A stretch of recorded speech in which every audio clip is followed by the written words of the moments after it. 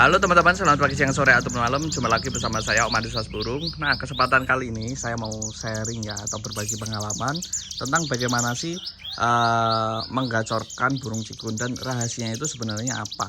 Nah, nanti saya akan membahasnya lebih lengkap. Tapi sebelum itu teman-teman jangan lupa untuk klik subscribe dulu ya. Dan jangan lupa untuk menekan tombol loncengnya agar tidak ketinggalan video terbaru dari Unsas Burung. Nah, oke teman-teman, karena banyak banget pertanyaan di YouTube saya, di TikTok maupun di Instagram, maka dari itu saya akan membahas tentang sebenarnya kuncinya itu apa sih dalam merawat cikun supaya itu mau gacor dan mau disetetin teman-teman. Oke, yang pertama sebelum saya membahas lebih lanjut ke perawatannya, saya akan membahas dulu tentang pemilihan bahan ya teman-teman. Nah, untuk pemilihan bahan saya sarankan itu dari lolohan ya teman-teman, atau enggak teman-teman pelihara atau beli yang di grup-grup lain itu yang dari lolohan. Intinya itu dari lolohan teman-teman ya. Teman-teman bisa meneruskan, yang terpenting yaitu jantan ya, karena jantan cikun itu yang bisa gacor teman-teman. Nah, untuk pemilihan bahan yang dari ombyokan itu tidak saya sarankan, karena itu akan memperlama ya teman-teman. Lama banget prosesnya untuk menggacorkannya, karena kita harus menjinakkan dulu. Terus kalau burung masih stres kita harus meliharanya juga lebih lama ya teman-teman, harus lebih telaten supaya dia mau gacor. Terkecuali kalau teman-teman dapat bahan ombyokan yang bagus, itu bisa-bisa aja sih, tapi kan kemungkinannya itu lebih sedikit ya teman-teman, karena biasanya yang dari ombyokan itu lebih susah untuk digacorkan. Nah, setelah teman-teman udah dapat bahannya, terus bagaimana sih perawatannya supaya burung cikun teman-teman itu mau cepat gacor. Nah, saya akan membahasnya ya teman-teman, ada banyak sih sebenarnya. Nah, kita dari pakannya dulu aja ya teman-teman. Nah, untuk pakan nih, saya menggunakan ulat kandang full. Pagi, siang, sore, malam itu stok harus selalu ada kalau ulat kandang itu teman-teman. Terus pakan yang lain itu ada jangkrik ya. Jangkrik sendiri saya menggunakan jangkrik alam, yaitu sebanyak 3 ekor setiap pagi aja, kalau sore enggak. Yang terpenting ulat kandangnya itu harus selalu ada setiap pagi, siang, sore, malam, itu harus ada ya teman-teman. Untuk for nih, for saya menggunakan for halus. Untuk burung yang over gini ya teman-teman, yang over emosi seperti ini, saya menggunakan for campuran ya. For campuran antara for leopard sama for gacormek ya, for ciblek gacormek. Nah, teman-teman bisa cari aja di Shopee, Tokopedia, dan Bukalapak. Nah, untuk burung yang kurang emosi, teman-teman bisa di full dulu sama for yang berprotein tinggi ya teman-teman. For yang berprotein tinggi saya menggunakan for ciblek gacormek kalau untuk berprotein tinggi ya teman-teman. Nah, untuk perawatan yang lain nih, untuk perawatan yang lain itu ada pada penjemuran. Nah, penjemuran itu menurut saya kunci banget dalam mencetak burung cikun, karena burung cikun itu termasuk burung yang butuh panas ya teman-teman.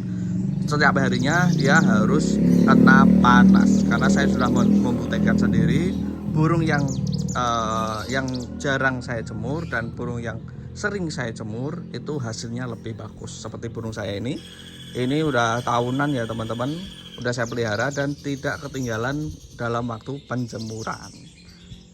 Untuk penjemuran sendiri biasanya saya melakukan dari jam 8 pagi sampai jam 10 pagi. Jadi cukup 2 jam aja teman-teman. Untuk yang lain seperti sangkar, kebersihan sangkar ya teman-teman, dan air minum itu harus selalu bersih setiap pagi teman-teman. Jangan sampai kotor, nanti burungnya akan lama banget untuk gacor teman-teman. Jadi kita harus menjaga kebersihan sangkar serta air minumnya. Oke.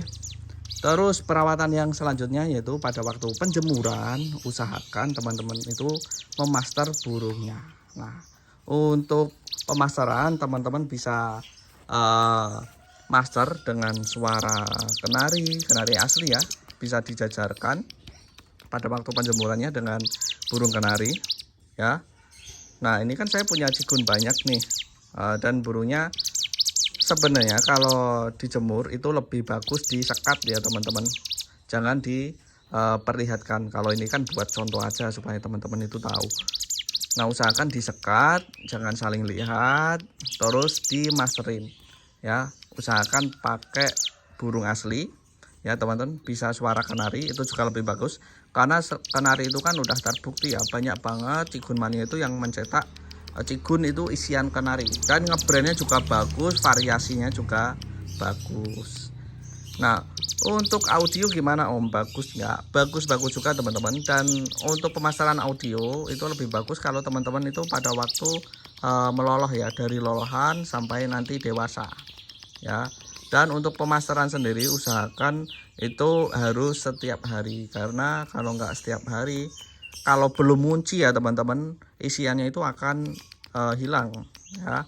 Karena saya juga burung ini juga dulu isian kenari, terus lama kelamaan tidak saya master, terus tidak saya sering perlihatkan burung kenari, tidak saya dengarkan burung masteran. Alhasil dia nembaknya itu berbeda teman-teman, yang keluar hanya ngebrandnya, isiannya hilang. Dan sekarang saya tempelkan kenari, udah mau dikit-dikit ada kenarinya, dan itu juga saya tempelkan kenari terus, itu juga mau kenarianan teman-teman. Jadi penjemuran sama pemasteran itu juga sangat wajib ya teman-teman. Nah, untuk perawatan yang lain ya, untuk penjemuran usahakan ya teman-teman itu harus dipancing ya, atau digoda ya, digoda untuk bunyi. Nah, seperti ini kan pada waktu penjemuran nih, burung biasanya kalau nggak digoda itu rangsangannya itu nggak ada teman-teman, nggak ada ya teman-teman. Kalau udah mapan biasanya udah mau enak, kalau dijemur kenceng itu digoda seperti ini, dia akan nerecep teman-teman ya, atau suara ciri khas Cigun ya, akan nerecep. Nah, usahakan goda terus tuh. Usahakan teman-teman itu digoda aja terus tuh, digoda terus burungnya. Pasti dia lama kelamaan, kalau kita memeliharanya itu benar, pasti burung Cigun akan gacor teman-teman. Tuh enak tuh.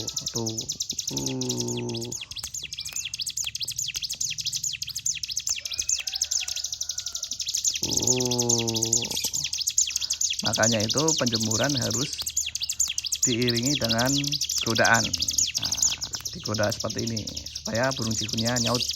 Kalau ini kan masih agak bahan ya teman-teman, ini masih agak malu-malu kalau ada orang. Jadi kita harus latih dulu seperti ini supaya dia mau gacor. Nah, untuk perawatan yang lain seperti sore hari kita cukup mengecek aja ulat kandangnya masih ada enggak, terus air minumnya masih ada enggak, furnya masih ada enggak, terus sangkarnya itu kotor banget atau enggak. Kalau masih agak bersih ya bisa bersihkan keesokan harinya pada waktu pagi hari ya. Terus pakannya kalau dicek masih ada ya nggak usah kasih, ulat kandangnya masih ada ya nggak usah kasih, biarkan aja. Terus kita taruh di dalam ruangan. Kalau teman-teman punya Cigun banyak lebih dari satu, nah itu boleh satu ruangan asalkan disekat ya teman-teman. Jadi jangan saling diperlihatkan. Untuk perawatan malam kalau saya sih ablak aja teman-teman, nggak usah digerodong, karena burung Cigun itu termasuk burung yang paling suka banget diablak ya. Karena dia kalau diablak biasanya kalau udah gacor, ada orang lewat dia mau bunyi, ada orang dia mau bunyi, jadi ya sekalian buat masteran. Jadi Cigun ini kalau dibuat masteran ya bisa 24 jam kalau udah gacor.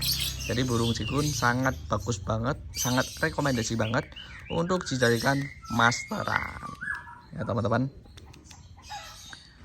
Terus untuk perawatan yang lain sih mungkin nggak ada ya teman-teman, cukup itu aja. Kita atur pola pakannya, pemilihan fur, terus sangkar harus bersih, terus kuncinya juga di penjemuran itu harus sering dan harus dijemur setiap harinya supaya dia mau cepat gacor, supaya dia mau cepat naik emosinya, naik birenya. Nanti kalau dia udah naik emosi sama birenya, pasti burung Cigun akan gacor, akan konslet teman-teman. Oke teman-teman, mungkin itu aja ya pengalaman yang bisa saya bagikan. Semoga bermanfaat bagi teman-teman Kicau Mania ya. Jangan lupa setelah menonton video ini diklik like, komen, dan subscribe. Dan jangan lupa dibagikan ke teman-teman Kicau Mania yang lainnya. Oke, saya Mandri Sas Burung. See you next time.